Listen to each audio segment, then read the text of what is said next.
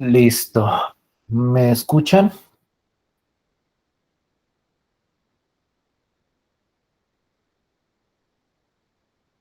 Sí, profe, se le escucha. Entonces, nuevamente, buenos días a todos y todas que no haya saludado antes. Mi propósito en esta sesión de hoy es como, digamos que concretar esa descripción que hacíamos la clase anterior acerca de lo que es la aceleración o lo que representa la aceleración en un contexto de movimiento de una partícula. Yo quiero o mi propósito es que de alguna forma ustedes se lleven de esta parte del curso, esta parte de funciones vectoriales, no solo las fórmulas, los cálculos, las operaciones, sino que también se lleven como la conceptualización aplicativa de las funciones vectoriales. Yo siempre insisto en que la parte operativa de estas funciones vectoriales pues no tiene mayor misterio. Lo que hemos visto hasta ahora y lo que desarrollaremos posteriormente, porque todavía nos faltan como un par de concepticos de esta teoría, pues ustedes van a darse cuenta, o yo creo que se pueden dar cuenta, que operativamente no tiene mayor dificultad. Es el cálculo de unas derivadas, en algunos casos de algunas integrales, algunas operaciones propias del álgebra lineal.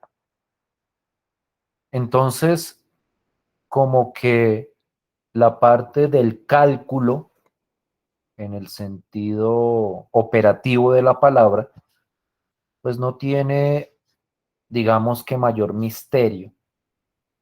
Mi insistencia siempre es que la parte a la que hay que ponerle, digamos que bastante cuidado, es a la parte de la interpretación de la información que esas operaciones nos dan.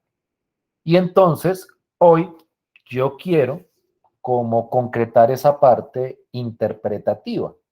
La clase pasada dábamos algunas definiciones de lo que es la componente tangencial y la componente normal de la aceleración.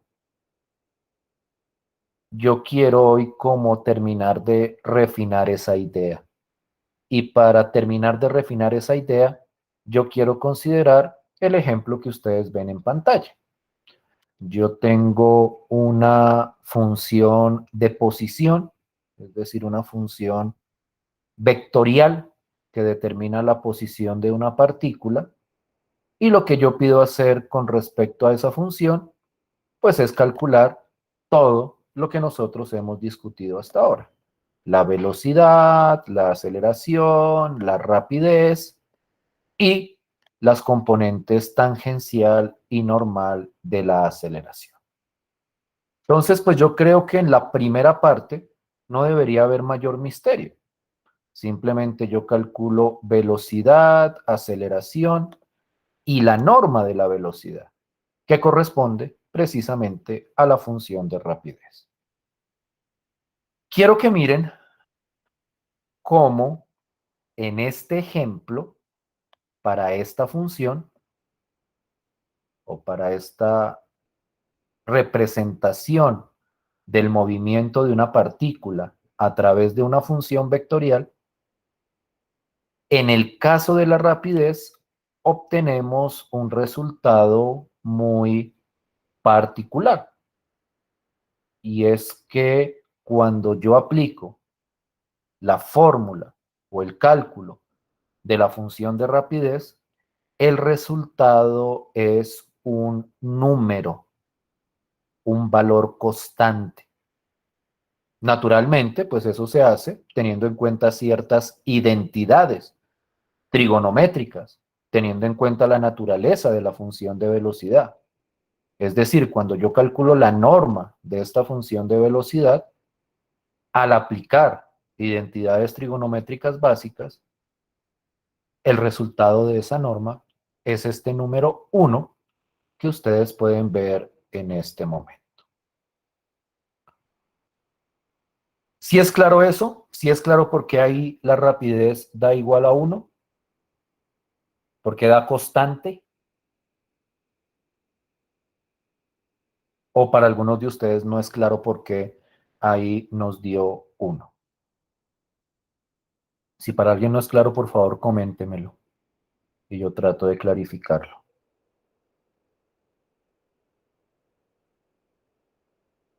Sí, profe, ¿lo puedo volver a repetir, por favor? Listo. Lo que estoy diciendo es que cuando calculas la norma a la función de velocidad, te da 1. ¿Sí es claro eso? La persona que preguntó. Sí. ¿Sí es claro por qué da 1? ¿O no? Esa es la pregunta concreta que hice. O sea, ahí calculo la velocidad, naturalmente calculo la aceleración, le calculo la norma a esa función de velocidad y la norma de esa función de velocidad da 1. ¿Sí es claro por qué? ¿Para Por todos? mi parte no. ¿No es claro? No, por mi ¿No es parte no. claro por qué da 1? Revisémoslo. ¿Cómo calculo la norma de la función de velocidad? ¿Cómo se calcula la norma de la función de velocidad, Tomás? ¿Cómo se calcula? ¿Cómo se calcula una norma?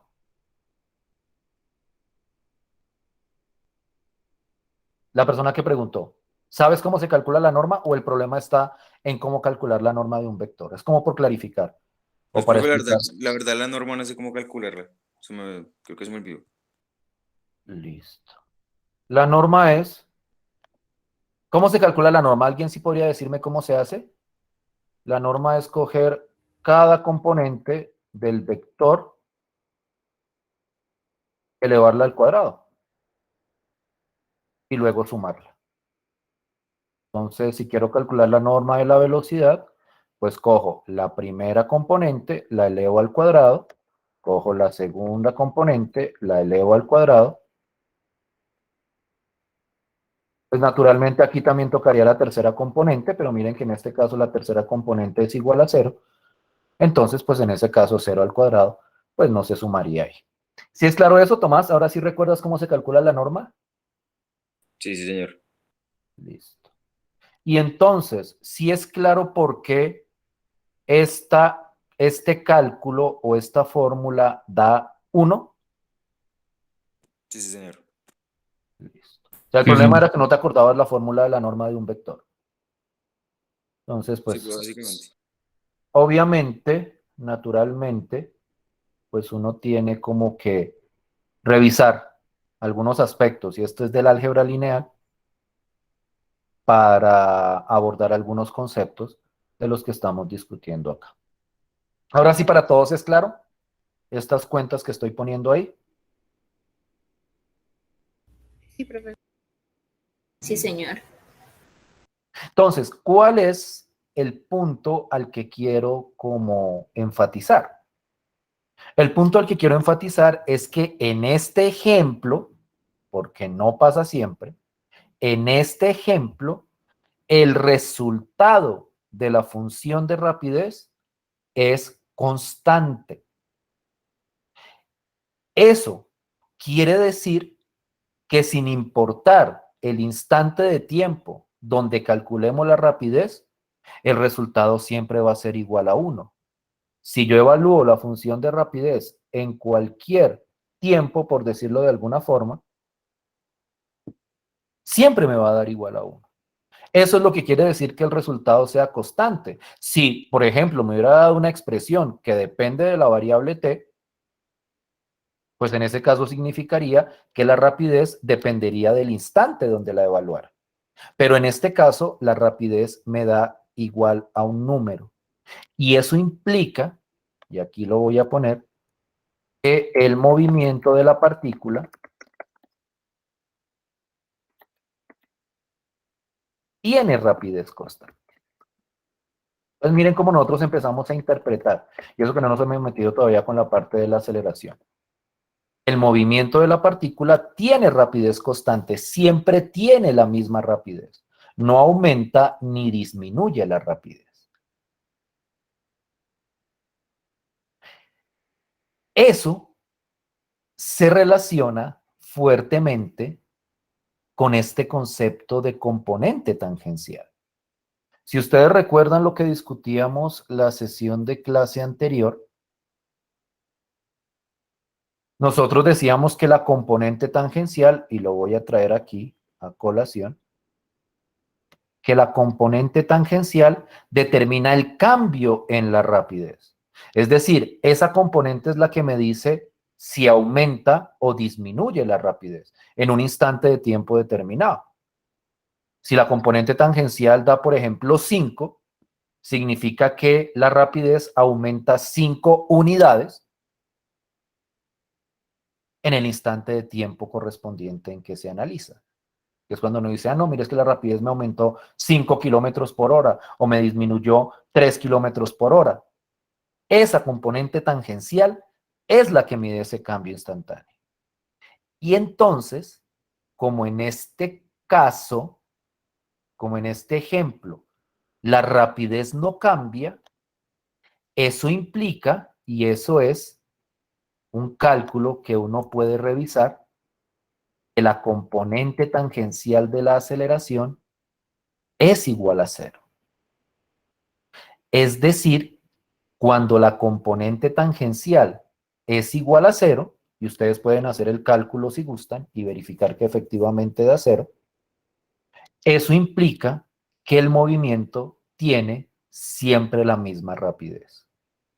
Si la componente tangencial da otro valor o depende del tiempo, significa que la rapidez va a ir cambiando a medida que transcurra el tiempo.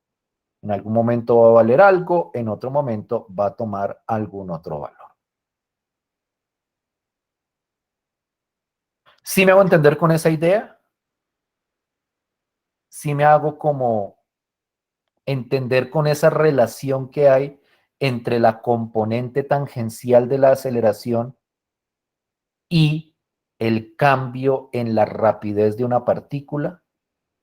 Esa componente tangencial es la que me dice cuánto aumenta o cuánto disminuye la rapidez en una partícula.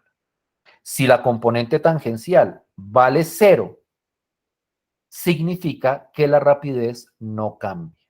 Entonces, en este caso, como la componente tangencial da 0, y los invito a que hagan el cálculo, eso implica, efectivamente, pues lo que habíamos visto acá, que el movimiento tiene rapidez constante.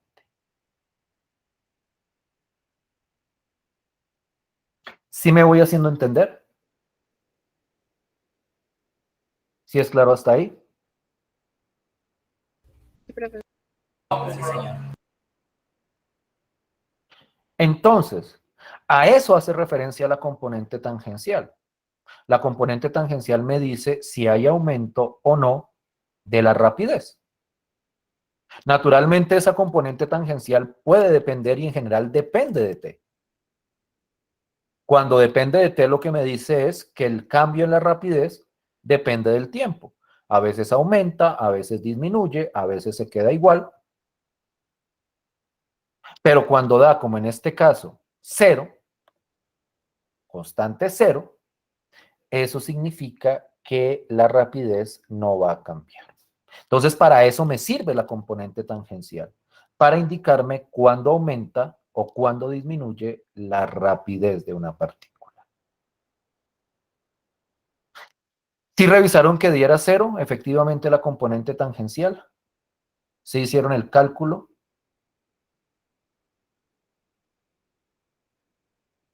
¿O no es claro por qué da cero?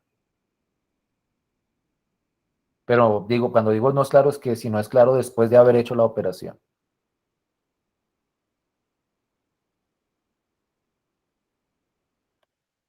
¿Sí revisaron esa cuenta? Por favor, confírmenme.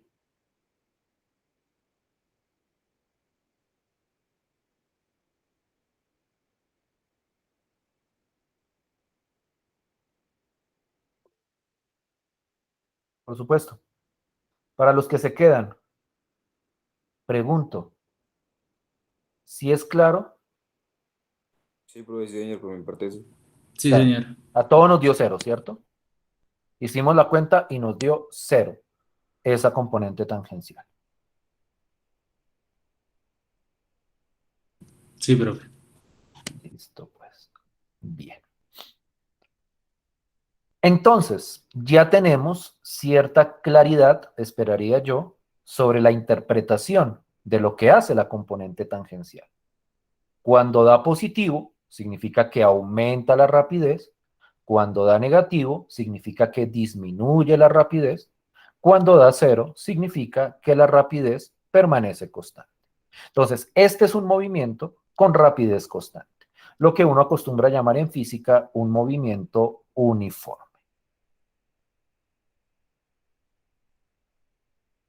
Ahora entremos a analizar lo que significa la componente normal de la aceleración. Pero hagamos eso antes de calcularlo. La componente normal de la aceleración significa o representa el cambio de dirección. Es decir, el valor que me da la componente normal de la aceleración, lo que hace es indicarme qué tanto cambio hay en la dirección del movimiento de la partícula. Voy a traerme la definición que habíamos discutido la vez pasada. La componente normal de la aceleración, para la cual tenemos una formulita por acá, lo que hace es decirme, aquí lo tengo, el cambio en la dirección del movimiento.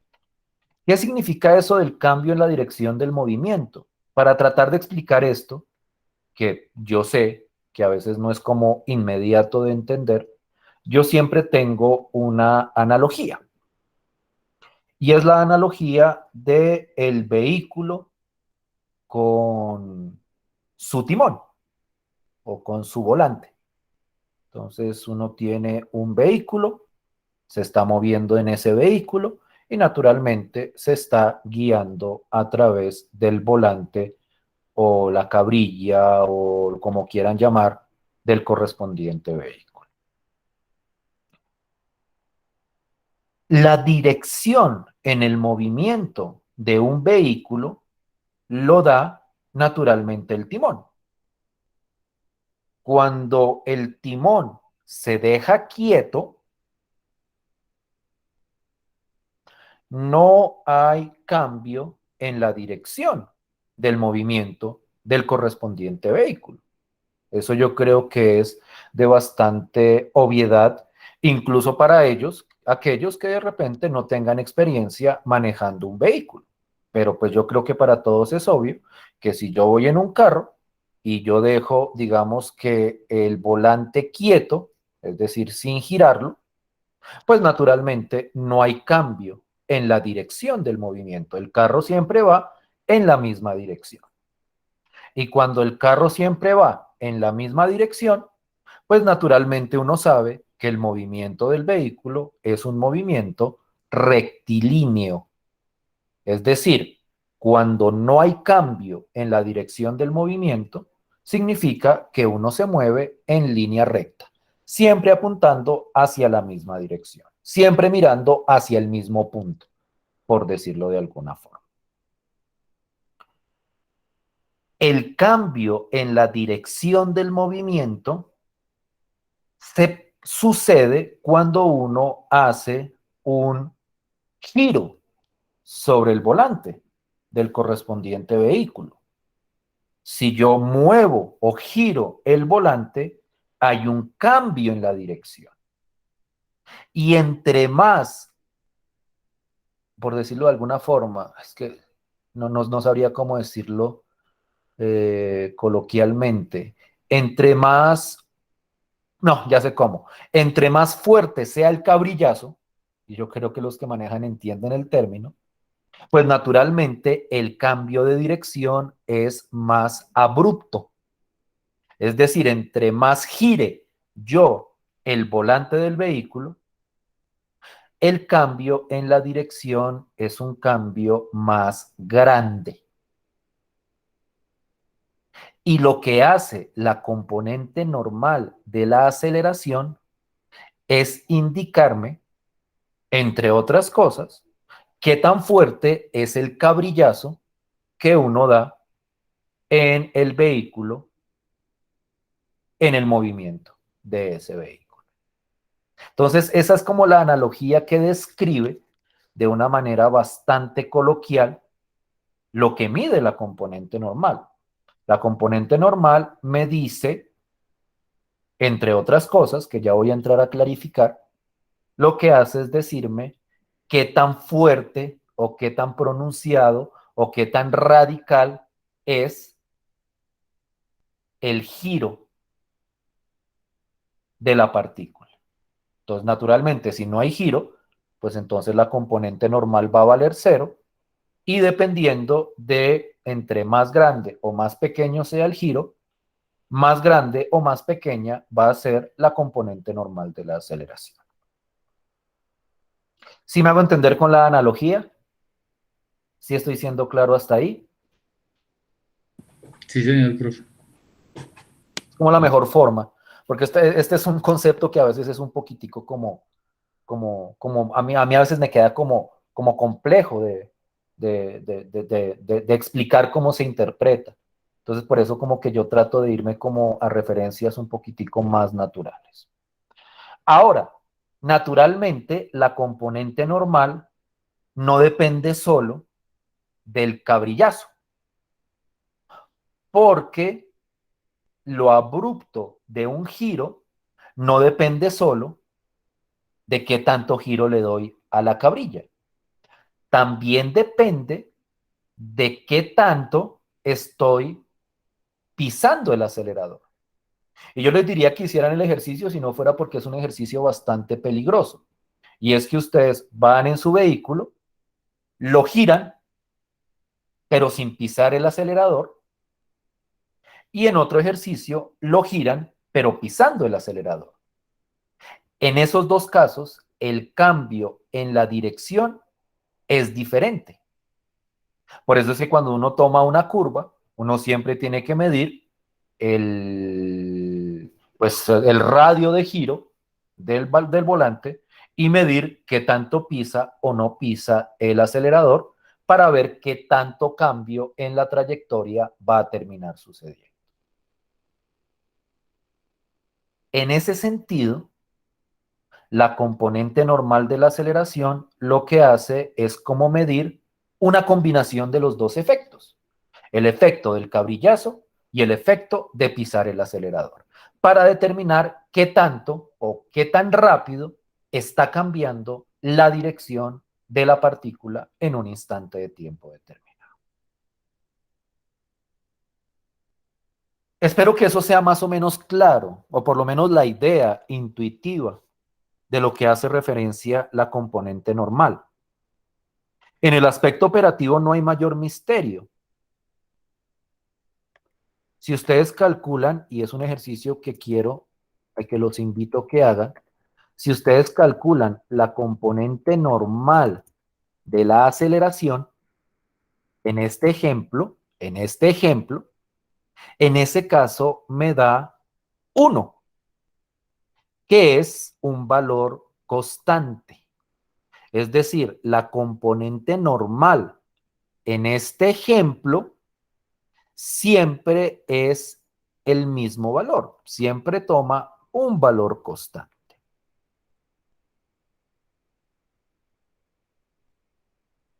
Ustedes pueden hacer el cálculo. Entonces calculan la componente normal de acuerdo a la fórmula que vimos la vez pasada, hacen las simplificaciones que haya lugar y el resultado da igual a 1. Da un valor constante. Naturalmente en general, y eso lo veíamos la vez pasada, depende de t. Cuando depende de t, significa que el cambio de dirección depende del tiempo. Hay instantes de tiempo donde el cambio de dirección es más abrupto, hay instantes de tiempo donde el cambio de dirección no es tan abrupto.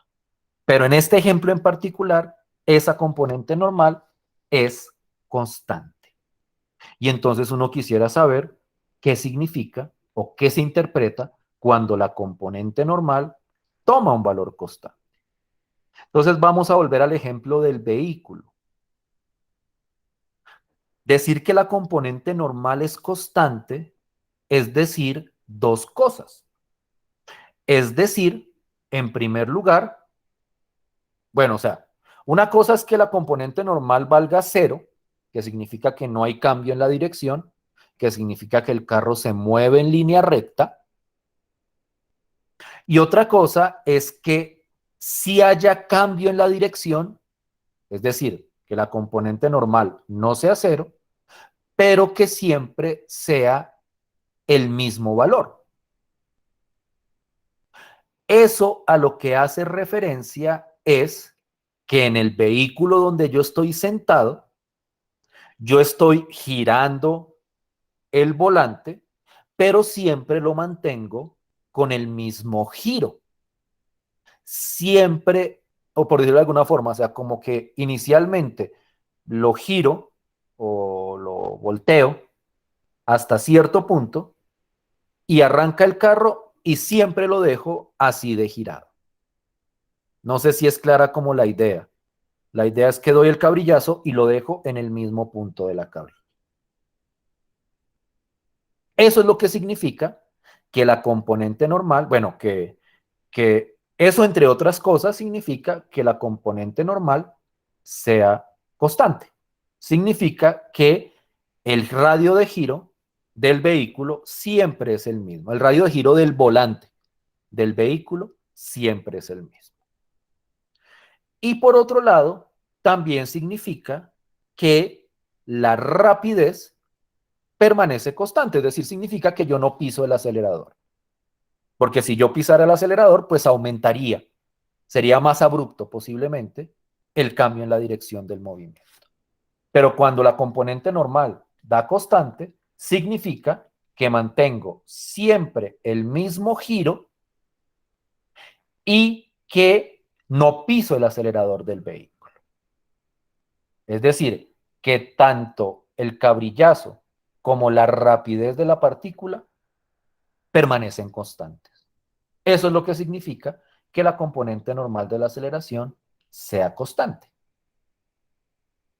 Y entonces yo les pregunto a ustedes, especialmente a los conductores experimentados, cuando yo hago eso, cuando yo giro de manera constante, es decir, siempre el mismo cabrillazo, el vehículo y no piso el acelerador, ¿cómo se mueve el vehículo? ¿Qué tipo de movimiento tiene el vehículo en ese caso?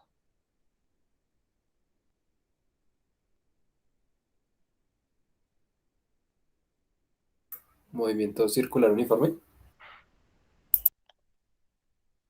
Efectivamente, bueno, la uniformidad lo da la componente tangencial, pero efectivamente, cuando yo tengo que la componente normal de la aceleración es constante, es decir, que es distinta de 0, que es constante, bueno, que sea igual a 0, significa que el movimiento es rectilíneo. Es lo que les decía ahorita, que el movimiento siempre va mirando hacia adelante, hacia el mismo punto. Pero cuando la componente normal de la aceleración es constante, eso implica, constante distinta de 0, eso implica que el movimiento es un movimiento circular. Y entonces, esa es como la interpretación de la componente normal de la aceleración. Naturalmente, si no da constante, si el valor depende de t, pues significa que en algunos casos es más abrupto, en algunos casos no hay cambio en la dirección, que son, digamos que, trayectorias más combinadas. Pero si siempre permanece constante, significa que el movimiento siempre es un movimiento circular. Ahora, yo debo aclarar, hay casos de movimientos circulares donde la componente normal no es constante, que son los movimientos circulares no uniformes, que es cuando yo voy girando el vehículo, pero a medida que lo voy girando, voy avanzando cada vez más rápido. Ahorita les puedo mostrar un ejemplo desde un punto de vista gráfico. Y entonces en esos casos, a pesar de que el movimiento sea circular, la componente no es constante. La componente normal de la aceleración no es constante, porque la dirección va cambiando cada vez más rápidamente, porque en el cambio de dirección influye tanto el timonazo como la rapidez a la que vaya el vehículo. Pero si es constante, eso necesariamente implica que el movimiento es un movimiento circular. ¿Sí me estoy haciendo entender con las ideas? ¿Sí como que intuyen esos conceptos que estoy mencionando? Sí, profe, una pregunta, ¿y si la aceleración normal y la tangencial fueran ambas cero, sería uniformemente acelerada? Sería un movimiento con rapidez constante que iría en línea recta. Entonces sería un movimiento uniforme, un movimiento rectilíneo uniforme. ¿Sí? Porque que la componente tangencial valga cero significa que la rapidez no cambie. Y si la componente normal es cero, significa que el movimiento es rectilíneo. Es decir, sería un movimiento en línea recta donde la rapidez no cambia. Es como andar en una carretera en línea recta sin mover el timón y sin pisar el acelerador. Bueno, o pisándolo de tal forma que permanezca constante. Obviamente uno sabe, los que tienen experiencias con vehículos, que si uno deja de pisar el acelerador, pues el carro eventualmente se apaga por cuestión de las fuerzas de gravedad y todo ese tipo de cosas. Pero lo que hago referencia es que el vehículo siempre mantiene la misma rapidez. Entonces, ese ejemplo que tú mencionas significaría que el movimiento es rectilíneo uniforme. No hay aumento, por decirlo de alguna forma, en la rapidez del vehículo. ¿Sí me hago entender? ¿Sí es claro eso? Sí, profe, sí quedó claro. ¿Qué significa uniformemente acelerado? Ya que me traes eso a colación. O que sí, ¿qué significaría uniformemente acelerado? Cuando la componente tangencial es constante, pero distinta de cero,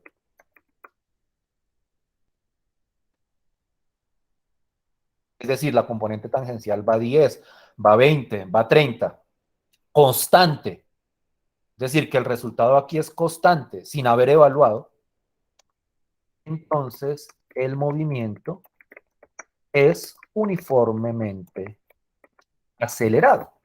Bueno, acelerado si es positivo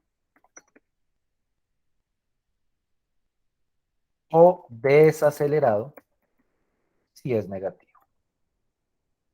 Naturalmente, este valor de la componente tangencial pues determina si hay aumento cuando es positivo o hay disminución de la aceleración. Pero si la componente tangencial es la misma siempre, significa que el aumento en la rapidez, que es que no quiero llamarlo aceleración, el aumento en la rapidez o el cambio en la rapidez siempre es constante. Siempre aumenta o disminuye a la misma tasa, por decirlo de una manera bastante formal. ¿Sí me hago entender? ¿Sí me van siguiendo con todas estas ideas? Sí, profe. A lo que les digo, para mí es muy importante, para mí, muy importante que ustedes entiendan la parte interpretativa.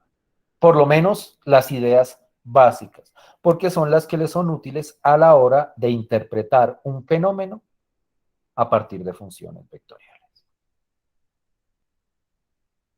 Bien. Entonces, componente tangencial implica o representa el cambio en la rapidez, la componente normal implica el cambio en la dirección del movimiento. Quiero, antes de mirar de pronto otro ejemplito, si nos alcanza el tiempo, que veamos que tratemos de ver gráficamente este fenómeno. Ay, pero yo lo tenía. Pero no jodas que lo cerré. Tienen que darme un segundo porque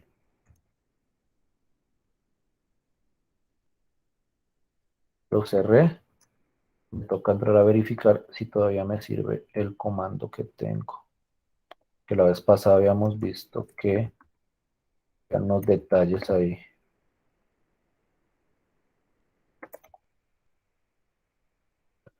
Sí, mejor.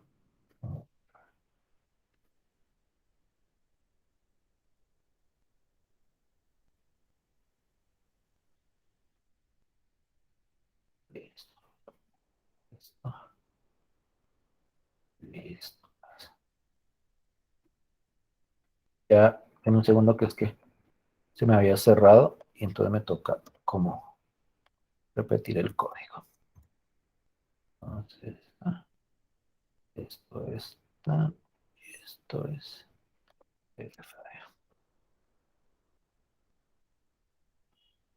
listo, pues ahora sí les comparto mi pantalla. Creo que va a tocar. No, pues compartamos nomás lo del GeoGebra, que yo creo que con esto cierro. Para que no haya como distorsiones. Bien. Listo, pues. Entonces, misma estructura de siempre en la parte gráfica. Yo tengo una función vectorial. No sé si se alcance a ver bien clarito acá, que es coseno de t, coma seno de t, coma 0. La misma función que había puesto en el ejemplo. Y yo quiero llamar la atención sobre un aspecto particular de esta función de posición. Y que, o sea, es como para que ustedes, como para que haya cierta interpretación sobre diversos aspectos de esto. En la función de posición, la tercera componente es igual a 0. En este ejemplo, la tercera componente es igual a 0. Cuando eso pasa, ¿qué es lo que me está diciendo? Lo que me está diciendo es que la posición de la partícula cambia, pero no cambia su tercera componente. Su tercera componente siempre va a ser igual a 0. Y eso significa, gráficamente, que el movimiento de la partícula, que es en el eje X, en el eje Y y en el eje Z, en el eje Z no está presentando ningún cambio. Es decir, que la partícula solo se mueve en su componente X y en su componente Y. Y entonces eso significa, y espero que lo puedan ver clarito, aquí está la partícula, esta es su posición inicial, que eso significa que el movimiento de la partícula es solamente sobre el plano cartesiano. Es decir, bueno, aquí se devolvió porque el tiempo va en reversa. Pues que el tiempo llega a 20 y se devuelve. Entonces me toca volverlo hasta 0 y ahí vuelve a coger su sentido. Entonces, que la tercera componente valga 0, se interpreta como que el movimiento es exclusivamente sobre el plano XY. Qué pena lo detengo, pero lo detengo antes de que se vuelva el tiempo. Entonces, el movimiento de esta partícula es solamente en el eje X y en el eje Y. En el eje Z no hay ningún cambio. Cambio si, por ejemplo, aquí la tercera componente fuera, qué sé yo, T, es decir, que no fuera 0, sino fuera otro valor, miren que en ese caso el movimiento de la partícula también se hace sobre el eje Z. Es decir, en ese caso, ahí sí cambia la coordenada en Z. Pero en el ejemplo que nosotros tenemos, como la tercera componente vale 0, Miren, ahí está la trayectoria cuando esa T de ahí. ¿Por qué no me deja cambiar esto? Ya. Listo. Esta no es la que me interesa es esta. Listo, pues. Entonces, cuando yo reviso la trayectoria de la partícula,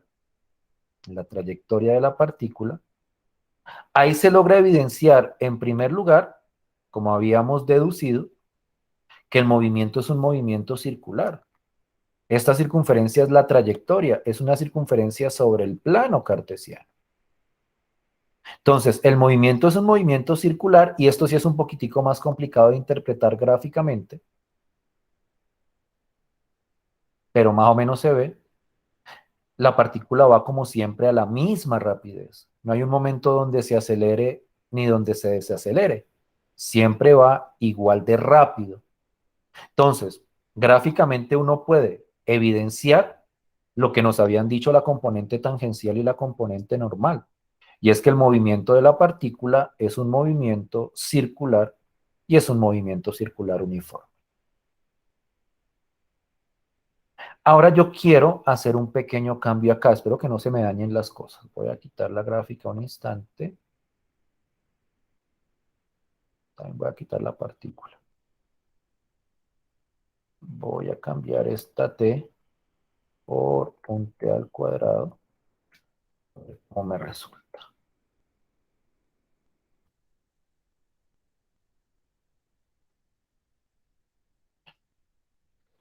Salga bien el ejemplo. Entonces voy...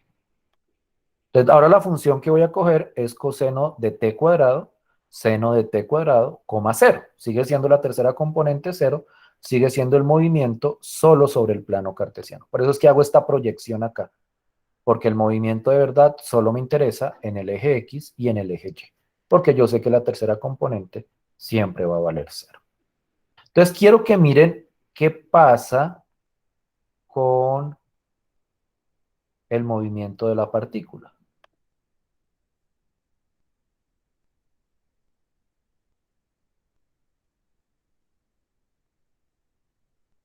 Aquí ya es como demasiado fuerte para interpretar. Tal vez si arrastro, es más fácil cuando el tiempo corre.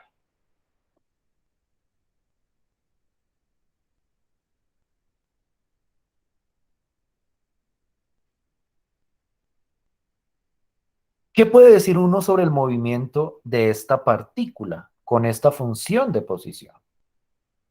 Yo creo que para todos es claro que el movimiento es un movimiento circular. Es decir, la partícula se mueve sobre una circunferencia. Yo creo que eso era claro incluso sin necesidad de haber puesto la trayectoria. Uno ve el dibujo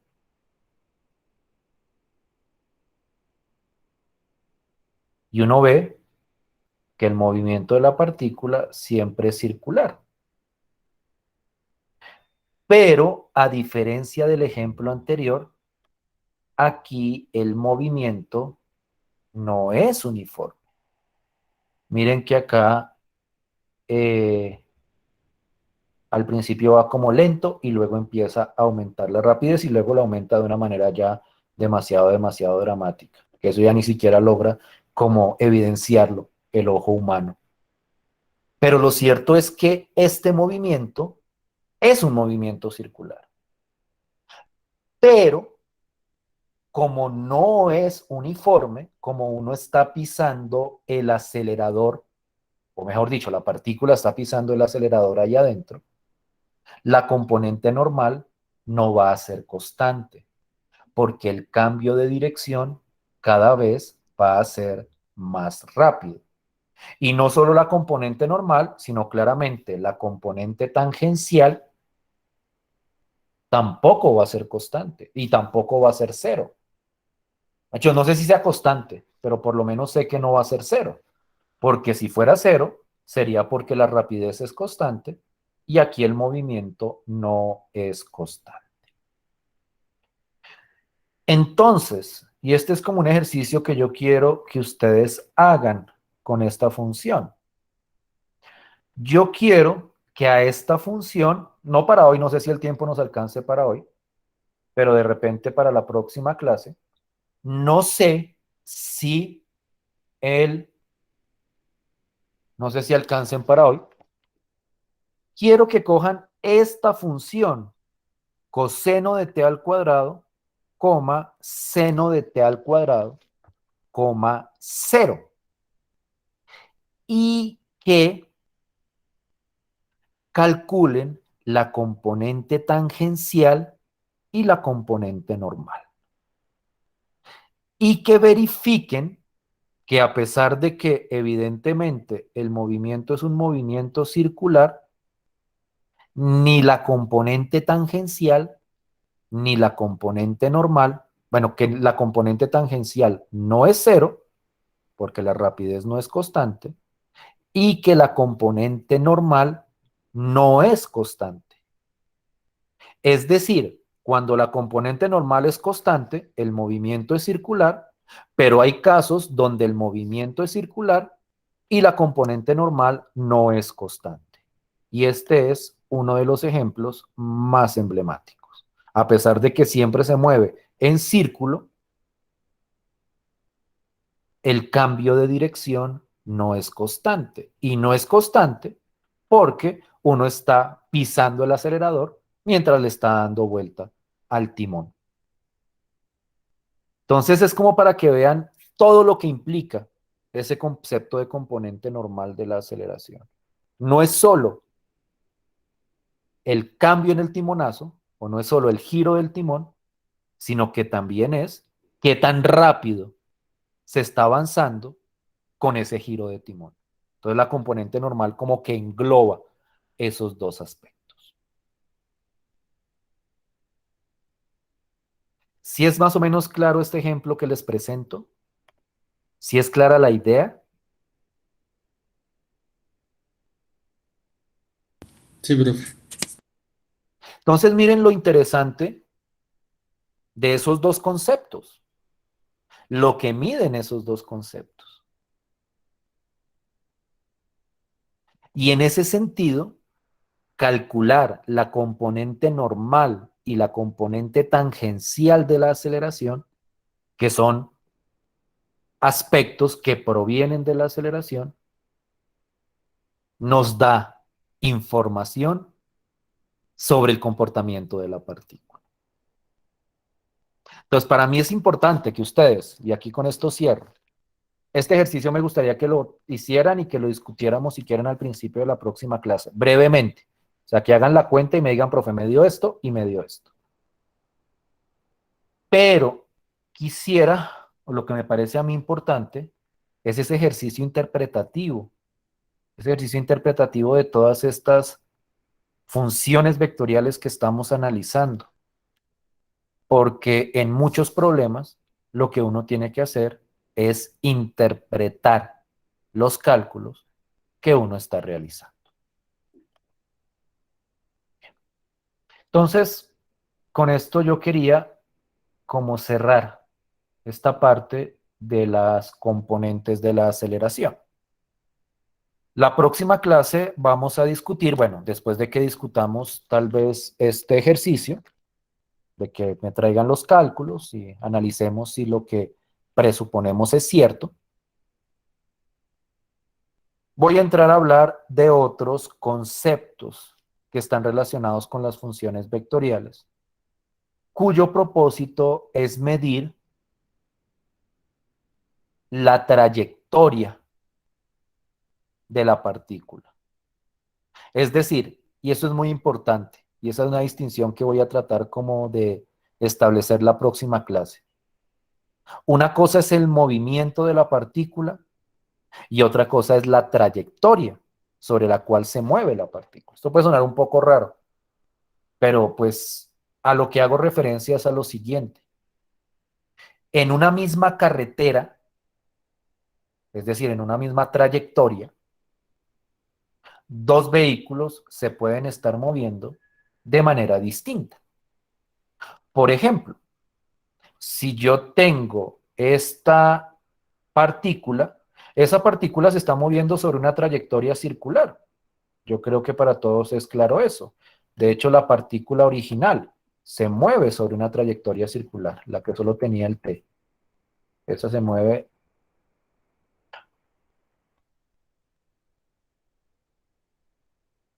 El movimiento acá es un movimiento circular, como el que habíamos discutido.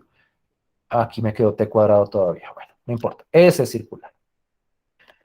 Pero la partícula anterior también se movía sobre una trayectoria circular, la de coseno de T, seno de T, coma 0, pero el movimiento era diferente, por más que el movimiento de la otra partícula estuviera sobre la misma trayectoria. Entonces, a la hora de analizar el movimiento de una partícula, es muy importante, y eso es sobre lo cual voy a tratar como de enfatizar la próxima clase, tratar de diferenciar entre lo que es el movimiento en sí mismo de la partícula y la trayectoria en la que se mueve la partícula. Una cosa es la curva, una cosa es la carretera y otra cosa es el movimiento de la partícula. Y eso lo vamos a discutir la próxima clase. Posiblemente con eso cerremos esta parte de las funciones vectoriales. Bien, eso era como lo que les quería mostrar el día de hoy. No sé si haya como alguna inquietud o alguna pregunta. Esto tienen como que revisarlo, leerlo, si es necesario volver a ver este video, porque las ideas que he presentado, digamos que tienen sus sutilezas que deben ser analizadas. Entonces, nos vemos la próxima clase. Muchas gracias por su tiempo y por su atención. Gracias, profe. Hasta luego. Chao, profe, muchas gracias. Gracias, profe. Hasta luego. Gracias, profe, hasta luego. Gracias, profe. Que estén muy bien.